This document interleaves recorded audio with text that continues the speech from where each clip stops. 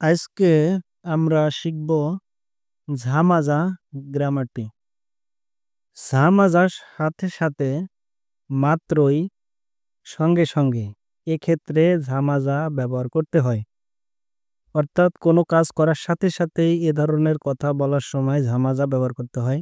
একটি কাজ বা ঘটনা ঘটার সাথে সাথেই আর একটি কাজ ঘটে, সেক্ষেত্রে ঝামাজা ব্যবহার করতে হয়।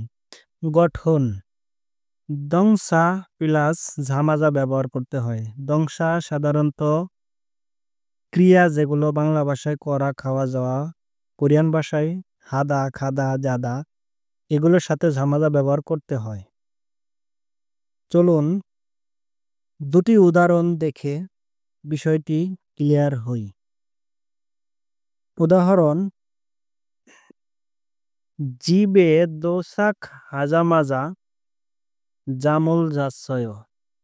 বাড়িতে পৌঁছানোর মাত্রই ঘুমিয়ে গিয়েছি।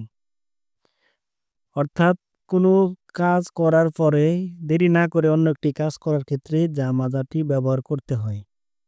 এখানে সেভাবে ব্যবহার করা হয়েছে। ভিগা ওজামাজা উসানুল ফিয়সয়। বৃষ্টি পড়া মাত্রই ছাতা খুলেছি।